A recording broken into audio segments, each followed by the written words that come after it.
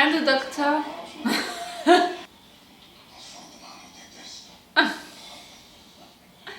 You're acting like a couple. Oh, people are starving. And now Fred. Ah, Stuart. No, you suffer, but turning on each other will not save you. Now get back behind the cart and form a line. Each person in turn will be given what they need. Look how he influences public bias against you. No, don't see it like that. She's seeing him as an enemy when you can see him as a good ally for you. How many days did she... A batter! Oh, yes! Lose, die, and you dance, you need to make her free. You want the silver? I have no interest in silver. We are looking for a dame named Brita. Too late. Fine? I killed her. No. Then you chose to be part of a disturbance in the town. I did not choose to be part of it. He resolved it. They might try to hunt down my sister. They would not find her. So you will live as fugitives for months, years. If I place someone to rule here, who might forge a path to peace, necessarily please the Elderman, but whose popularity with the people might force them to accept it. Like Uhtred? Lord and Protector, who would rule here just for a few years until things are less volatile. I wondered if that person should be you. That surprised also for me, but thinking, you know, about that prophecy of him being the king of Mercia at some point. If my niece survives, betroth her to someone Ethelflaed chooses. They listen to you. He fought for them, Perhaps we should use that to our mutual advantage. but the Eldermen, they're not gonna be okay with that. And should virgin not. As you said, there will be slaughter, and that will be a choice you will make. He's gonna rule with Ethelflaed? Except as your reputation will be restored and your men given status and wealth. Oh, I love the idea. You need to retake the fortress you lost. And it's a clever one. In return, I would be your king and expect your loyalty. I expect an answer by tomorrow. He's not asking you, you know, to be his hostman. He's asking you to be the protector of Mercia. I really love the idea. Even if it's not really what Uhtred wants. Is Knut's babe you carry or that of a Welshman? Canute. He was made by Knut. But Knut, I do not know you. Knut's cousin. Sigtryggur of Irland. Ah, it's maybe not a good thing if they know that she killed Canute. You're gonna fight with her? You say you are. She's weak now. But she's Brida.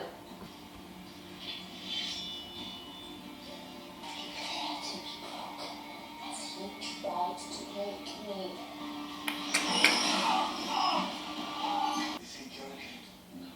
Nah.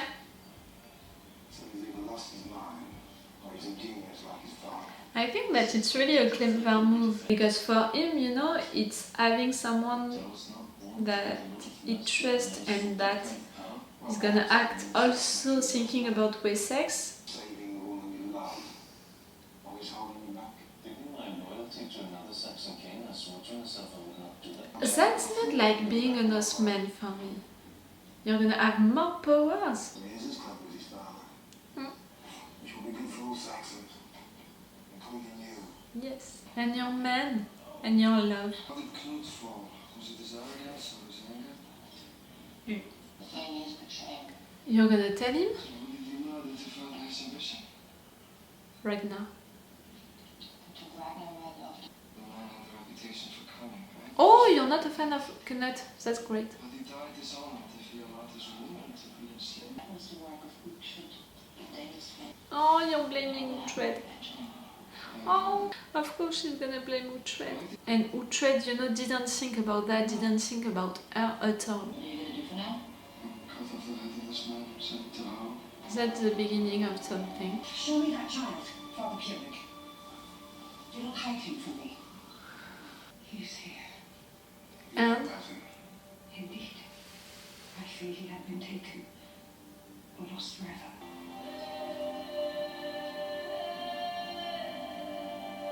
Do you want to rule here? The Elderman will complain, but this time do not treat me too harshly. Then you will find some redemption for the sins of your mother. You're recognizing them? Is he gonna recognize his son? He is Ethelstan. He cannot be here. Oh, Edward. It is difficult, new technology. Perhaps the moment has come for you to be reconciled. Mother, I cannot. Please. He has lived a life of lies. I was wrong Kid. to rent you apart. And it's something that I deeply regret. My past actions were protecting you and Wessex. That I acted in the name of God, put love in your heart for your first wife and this child. So, I ask for your forgiveness. He needs your protection. Yes. Place him back to where he was concealed. You're afraid, but you shouldn't. Oh, that's not right. That's not fair. No. Uhtred. You made your choice. I will accept. Nice. I can release my own man. I've never wanted to control Mercia. Only see it at peace. Good.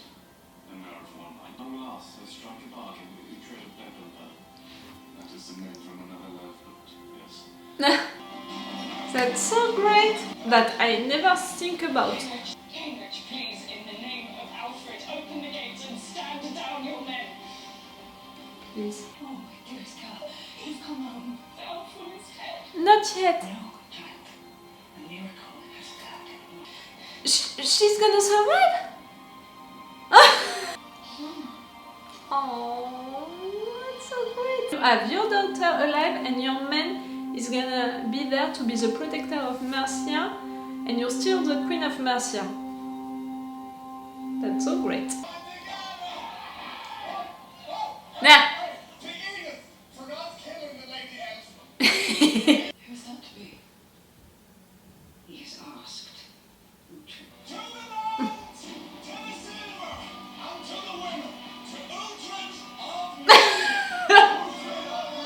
Who said that prophecy about Uhtred being the king of Mercia?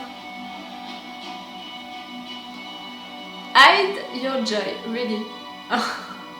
Edward did something great just right there, really. Took the good decision, you know, he stopped to listen to the snake and he sent him back home. That was so great. And he took the good decision. That was a clever one, you know, to wait to have a good person to be the new king of Mercia, to wait for Alfred's daughter to grow up, to wait for, you know, things to calm and peace to come back before taking the decision of who the next king is gonna be. And during that time to find the good person to protect Mercia, to lead Mercia, to find that peace. I didn't think at all about Uhtred, but I'm so glad that he chose Uhtred because of the fact that Uhtred deserves that honor, because of the fact that it means that he's gonna rule, you know, Mercia, and he's gonna have this land for some times, and I'm glad, you know, he's gonna be with Ethelflaed ruling Mercia. That's so great, and his men are gonna be at peace for some times, and they're gonna... Oh, that's so great. Oh, that's so great, really, for Uhtred, for Ethelflaed, for Uhtred's men, for Ethelflaed's daughter, for all of them. That's so great. And also for Edward, you know, because of the fact that it's a good decision for him, but also because of the fact that he took the right decision and he made something great just right there. And during that moment, I saw his father, you know, what his father could have decided, even if I have trouble to think that maybe Alfred would have put his trust who treat like that. I'm not sure of that. I'm not sure that Alfred would have made that decision, but it would have been a mistake because that was a good decision to make. But what he did to his son, you know, to Esselstyn, to deny him like that, to refuse him like that, that's so wrong. We never saw Edward being a good father because with his official kid is not great, you know, we didn't see him being a good father. He was really like, kid, you know.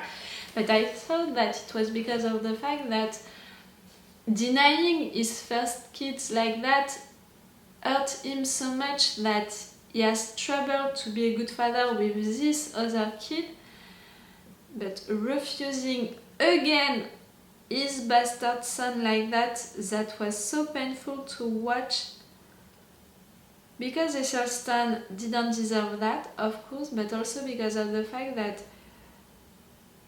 Edward is refusing that part, you know, of him being a father. And maybe it's because of the fact that he's still not a man, you know. He's trying his best to be a good king, and maybe at some point he's gonna succeed and be a good king, but for now he's still not a good king. He's trying to be one, but he's still a fucking teenager, you know. He's still acting impulsively. Right there during this episode he found, you know, a moment of cleverness and he was wise for once, but it's not enough to make him a man.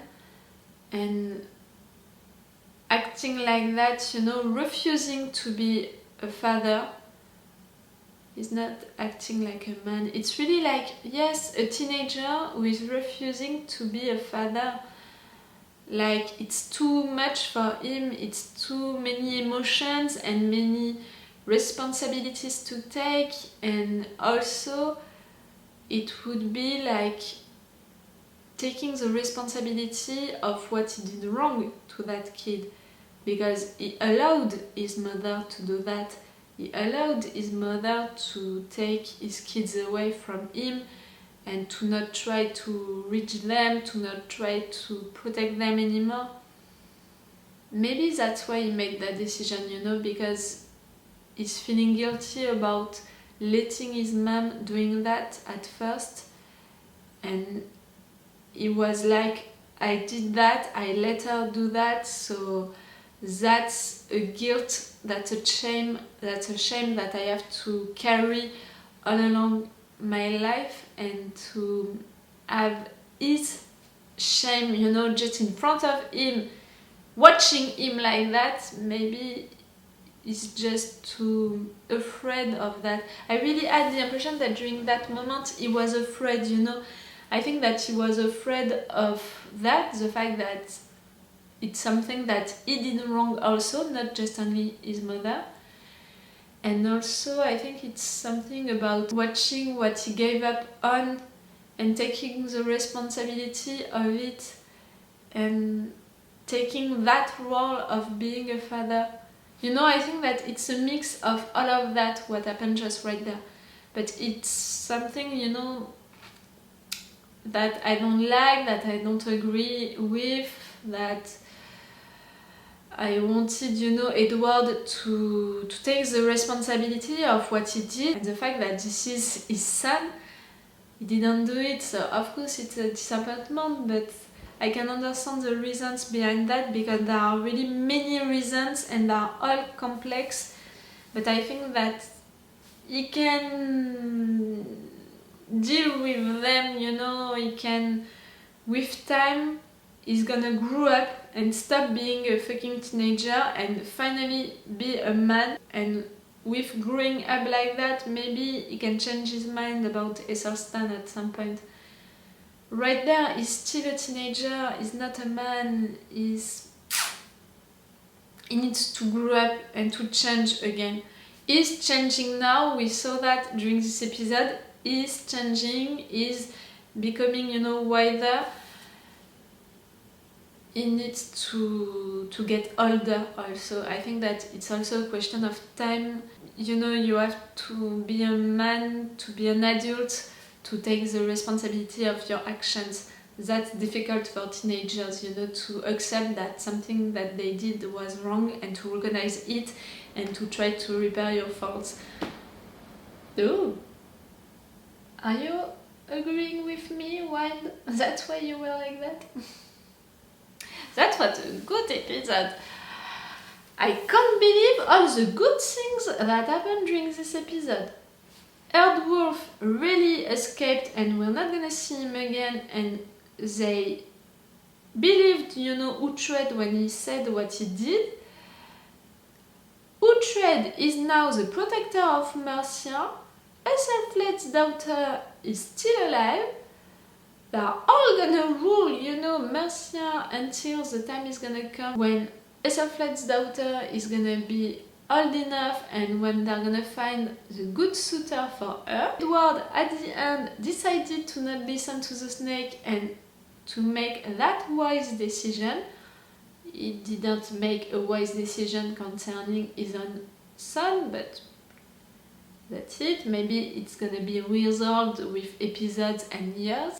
I'm really satisfied by this episode. If it's not for Ethelstan story, you know, all of the other things were really great and it was well done, you know, well written, and it was logical with what happened before, it was logical with what is happening now for each characters and their own evolutions. All was well written and logical with everything. I appreciated it. But I think that now we're gonna have to have a time jump. No, we can't have new issues, you know, to deal with just like that. I can't think about one issue that we have to resolve right now, you know. I have the impression that we're gonna have a time jump and new issues which are gonna come, like we need to have time to have Ethelflaed daughter growing up and all. And Brida, I'm really glad that she is released.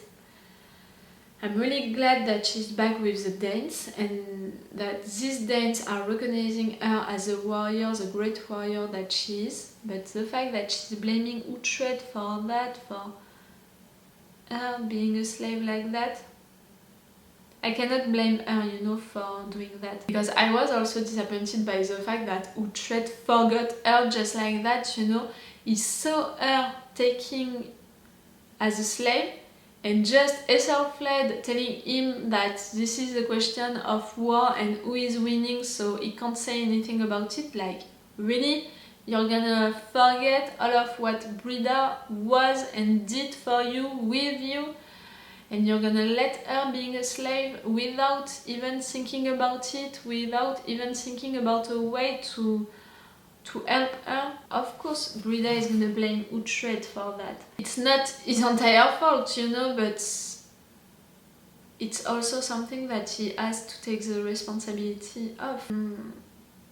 But see, she needs also a lot of time. Brida and these Danes, they need also the time to conquer all wealth, or maybe just conquer some more lands to have more powers, to resolve, you know, all of the issues that this cousin of I don't know who needs to deal with, you know. They need also some time. So yes, I'm thinking about a time jump, which is weird because we are already at the end of the episode 7, so we have just 3 more episodes for this season. That's weird, but I think that yes, it can happen. We'll see. And I will see that on another day. Because today I'm gonna just watch 1 episode, I just have the time for that. But it was already a great episode. Okay, so it's all for The Last Kingdom for you and for me for today. So it's all for me for now, so bye for now. Bye. Wait a minute, Doc. Are you telling me that you built a time machine? Hey.